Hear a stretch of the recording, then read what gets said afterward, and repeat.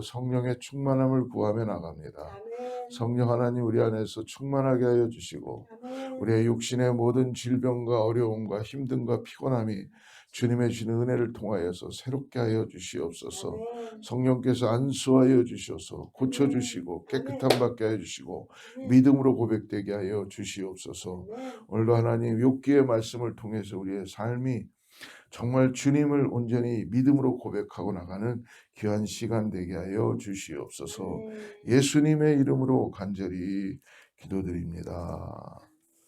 오늘 욥기 37장 봅니다. 37장 1절부터 보는데 그냥 14절부터 20절까지만 읽고 우리 말씀 쫓아가겠습니다. 욥기 37장 14절부터 20절까지 말씀 같이 합독합니다. 시작. 욥이여 이것을 듣고 가만히 있어서 하나님의 오묘한 일을 깨달으라. 하나님이 이런 것들에 명령하셔서 그 구름의 번개로 반짝거리게 하시는 것을 그대가 아느냐. 그대는 겹겹이 쌓인 구름과 완전한 지식의 경이름을 아느냐. 땅이 고요할 때에 남풍으로 말하냐. 그대의 의복이 따뜻한 까닭을 그대가 아느냐.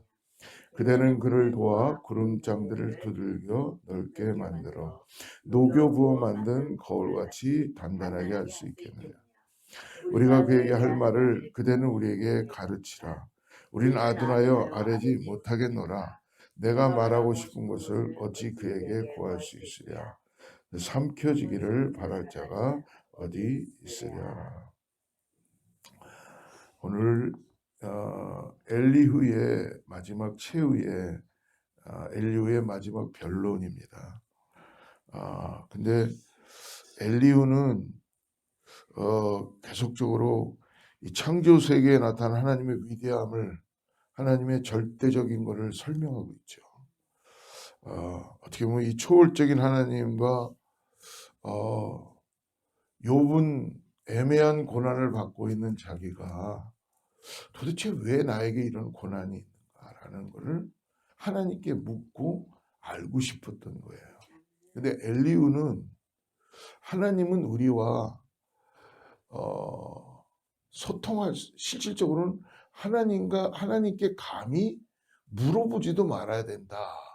그냥 인정하라라고만 그렇게 이야기하는 거죠. 엘리후가 하나님에 대해서, 하나님의 성품에 대해서, 하나님의 속성에 대해서 잘 알고는 있는데 하나님이 어떠한 분이다라는 것은 그의 삶을 통하여 경험해 보지 못했던 것 같아요. 그러니까 욥은 계속 하나님께 당신의 고난과 당신의 삶을 자꾸 질문하고 알고 싶어 하는데 하나님은 우리 인간하고 틀린 분이기 때문에 알 수도 없고 그냥 인정해야 된다는데 여러분 정말 그러면 불통이 되는 거죠. 소통이 안 되는 거죠. 하나님은 우리와 소통하시는 분입니다. 영으로 소통하시고 자연을 통해서 소통하시고 이 우주 만물을 창조하신 분이기도 분이시지만 나를 만드시고 나의 아버지가 되시는 분이시라는 걸 우리는 믿음으로 고백하신 줄을 믿습니다. 그러므로 하나님은 저 멀리 하늘나라에 계시고 우리는 여기서 계속 끝없이 부르짖으며 그냥 두 손 들고 찬양만 하는 게 아니라 하나님이 나와 함께 동행해 주심으로 동거함으로 오늘 우리가 하나님을 믿음으로 고백하신 줄 믿습니다. 하나님은 욥에게 가까이 오셔서 말씀하실 것을 여러분 38장 1절을 보십시오. 다음 내일 보겠지만 38장 1절 말씀을 보면은 같이 읽어볼까요? 시작. 그때의 여호와께서 폭풍우 가운데서 욥에게 말씀하시되 예, 하나님은 말씀해 주시는 거예요. 폭풍우 가운데서도 하나님은 욥의 마음 가운데 말씀해 주십니다. 오늘 그러니까 엘리후가 가장 나이가 어린 욥의 친구들 중에 감춰져 있다가 이제 세 친구 엘리바스, 빌닷, 소발과의 논쟁이 끝나고 난 다음에 모든 걸 다 바라보고 있다가 나타나서 오늘 마지막 변론을 하는데요. 어떻게 보면은 욥이 자신의 하나님이 욥을 동방의 의인이라고 붙여주셨잖아요, 별명. 그러니까 말씀드렸지만 욥은 의로움을 행할 수 있는 자격이 됩니다. 왜? 하나님이 너가 동방의 의인이다. 욥이 의롭다는 말씀은 아닙니다. 하지만 하나님을 통한 욥에게 의로움을 주셨기 때문에 의로운 삶을 살아갈 수 있는 자격이 된다는 거예요. 그러므로 하나님 앞에서는 여러분 어느 누구도 의롭지 못하지만 욥이 고난을 받게 된 이유는 하나님께서 욥을 의로운 삶으로 살아갈 수 있도록 오늘 연단하시고 새롭게 해주시는 줄을 믿습니다. 오늘 37장에서 이 마지막 결론의 말을 우리가 14절부터 읽었는데요. 다 읽진 않았지만 이 말씀을 통해서 두 가지로 우리가 결론할 수 있어요. 우리 두 가지로 오늘 욥기의 37장은 첫째는 가만히 서서 잠잠히 하나님을 묵상하라는 것입니다. 가만히 서서. 그다음에 두 번째는 어떠한 상황에서도 하나님만을 경배하겠습니다 라는 것을 고백하는 것입니다. 제 자신을 가만히 들여다보면서 어땠는가, 오늘 이 37장을 묵상해 보면서 제가 기도하며 두 가지를 제 인생에 결정할 수 있다면 무엇일까? 바로 이건 것 같아요. 첫째는 나의 삶이 어떤 순간이든지 간에 고난에 있든 즐겁든 기쁘든 어떤 상황이라도 잠잠히 하나님만을 묵상해야 되겠다. 할렐루야. 두 번째는 나의 남은 삶을 다하여서 우리 주님을 경배하는 삶을 살겠다라고 결정합니다. 오늘 말씀에서 엘리후가 욥에게 듣고 가만히 서서 욥에게 질문하듯이 얘기하죠. 14절 보십시오. 욥이여 이것을 듣고 가만히 서서 하나님의 오묘한 일을 깨달으라. 그러니까 하나님이 무엇인가 행하실 때에 오늘 보니까 가만히 서서. 근데 우리는 1분 1초도 가만히 있지 않죠. 몸은 가만히 있는 것 같은데 내 생각, 어디로 튈지 모르는 우리의 생각들이 있지 않나요? 그리고 온갖 고민과 온갖 많은 생각들과. 근데 오늘 뭐라고 말씀합니까? 듣고 가만히 서서 하나님 앞에 좀 앉아 있으라는 겁니다. 그리고 하나님이 분명히 말씀해 주시는 분이라는 거예요. 그래서 하나님의 오묘한 일을 깨달으라. 15절 보십시오. 하나님이 이런 것들에게 명령하셔서 그 구름의 번개로 번쩍거리게 하시는 것을 그대가 아느냐. 하나님 앞에 잠잠히 머물러 있을 때 하늘에 떠가는 그 구름, 즉 구름의 번개로 반짝거려, 구름과 번개가 부딪혔을 때 거기서 번쩍거리는 그런 빛이 나타나게 되고 소리도 들리게 된다는 것이죠.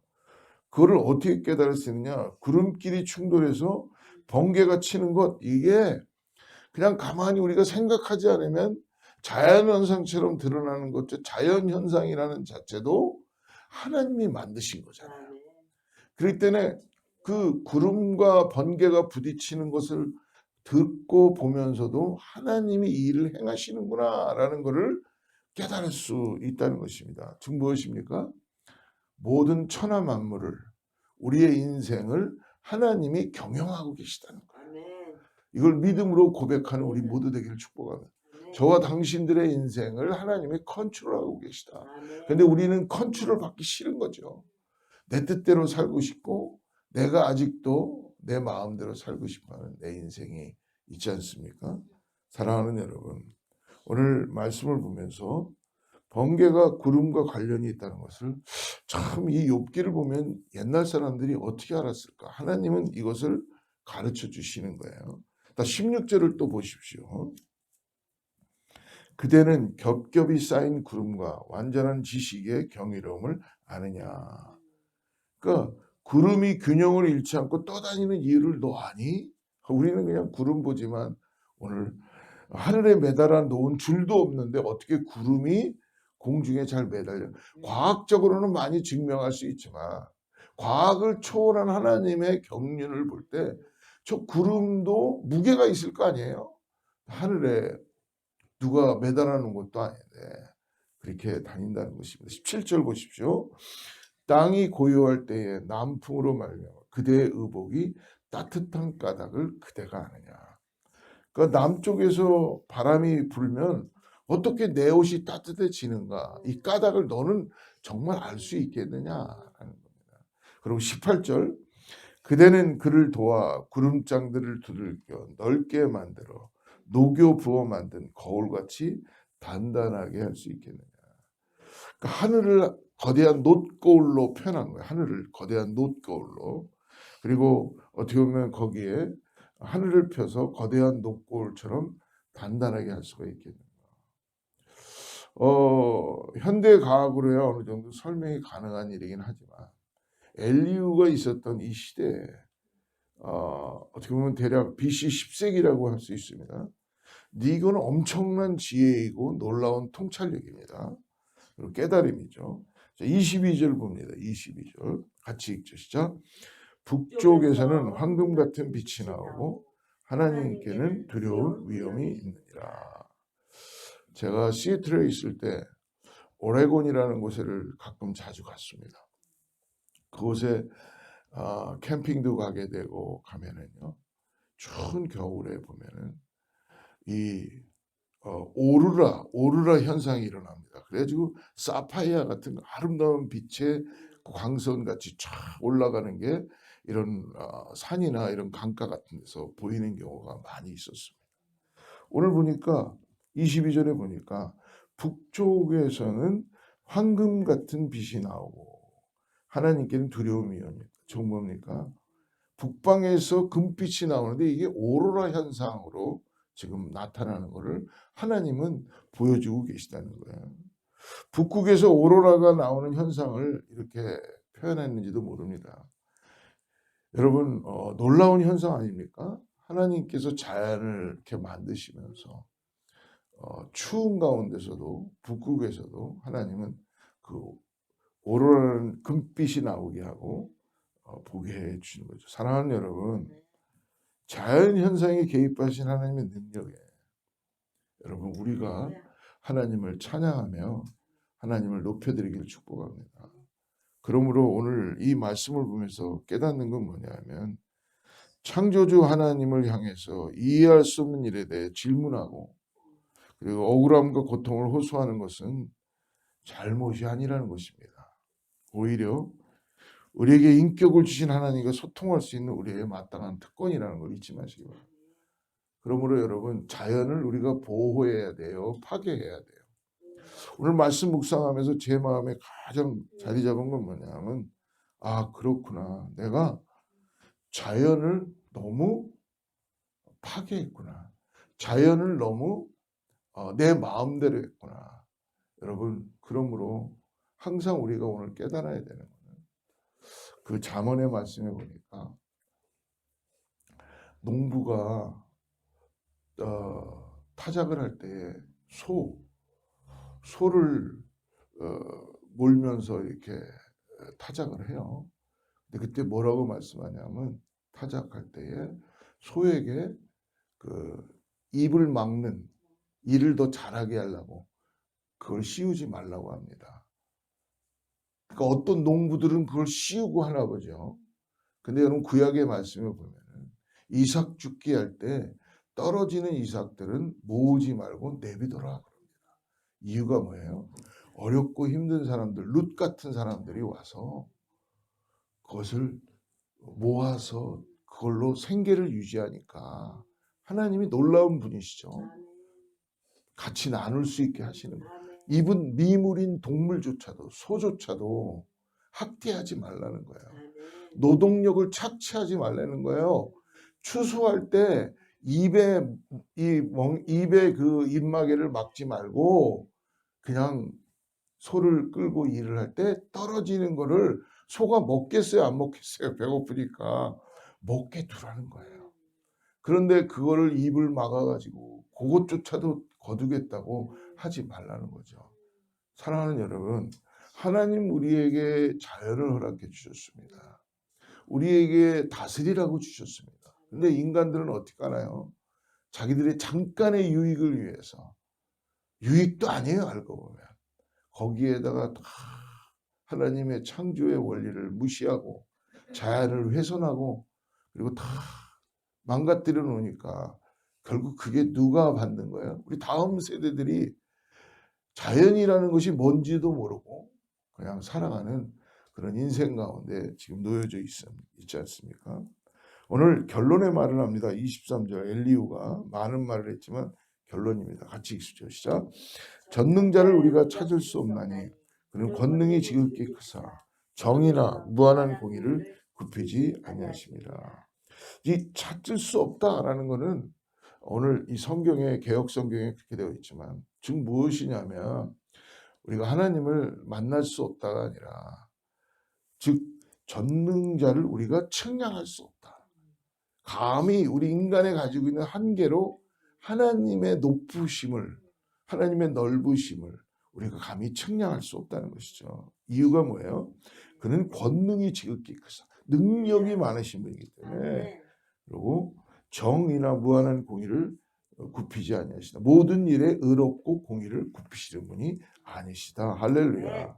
그러므로 어떻게 되는가? 어떻게 해야 된다고 합니까? 24절이 결론입니다. 같이 읽습니다. 시작. 그러므로 사람들은 그를 경외하고 그는 스스로 지혜롭다는 모든 자를 무시하느니라. 한마디로 요약하면 뭐예요? 그분 앞에 멈추어 서서 그분을 묵상하고 그리고 그분이 주신 모든 은혜를 은택을 누리며 그리고 그분의 하신 모든 일들을 찬송하라는 거예요. 여러분 시편의 이 구약의 찬송하라는 이 말을 다른 말로 히브리어 말로 무엇이라고 표현하지 않습니까? 감사하라예요. 감사. 우리의 찬송이 감사로 드러나기를 축복합니다. 하나님이 제일 받으시고 싶으신 게 뭘까요? 하나님은 하나님을 경배하는 우리의 모습, 하나님을 감사하는, 하나님께 오늘도 감사하는 이 감사를 하나님께서는 받아주실 줄을 믿습니다. 사랑하는 성도 여러분, 그러므로 고난이 왜 왔느냐? 욥과 친구들과 엘리후의 대화 가운데 이제는 너가 죄를 지었기 때문이야 라는 것 하면 안 되고 더 나가서 아니다 나는 죄가 없다 무슨 소리냐 나는 의인이다 라고 이제 그것 때문에 네가 옳으냐 내가 그르냐 라고 다투고 싸우면 안 된다는 거야. 그게 중심이 아니라 오늘 크신 권능으로 공의를 나타내시고 그리고 우리를 만들어 주시며 오늘도 우리와 함께 하시는 그 여호와 하나님 앞에 우리를 구원하신 이 성탄의 계절에 우리를 위해 오신 예수 그리스도 또 나와 함께 하시는 임마누엘 하신 예수님을 바라보면서 오늘 그분을 앞에 묵상하고 그분이 나를 인도해 가시는 것을 믿음으로 바라보며 그분의 그 경이로움과 놀라움을 찬송으로 감사하는 오늘 경배하는 저와 여러분 되기를 저로 축복합니다. 오늘 그분 앞에 잠잠히 서서 묵상하고 경배하기를 저로 축복합니다. 기도하겠습니다. 하나님 감사합니다. 오늘 엘리후를 통하여서 오늘 또 욥을 통하여서 우리가 욥기를 묵상하면서 오늘 결론적으로 우리에게 주신 말씀 가만히 서서 잠잠히 주님의 오묘하신 일을 곰곰이 묵상하고 그리고 하나님을 경배하며 경외하고 예배하고 찬양하라는 이 말씀을 우리의 삶에 새깁니다. 하나님 우리들의 일생의 두 가지를 선택하며 주님을 묵상하고 주님을 예배하는 일을 선택하게 하여 주시옵소서. 오늘도 사랑하는 성도님들이 그런 삶이 되도록 인도하여 주시옵소서. 예수님의 이름으로 간절히 기도드립니다. 하늘에 계신 우리 아버지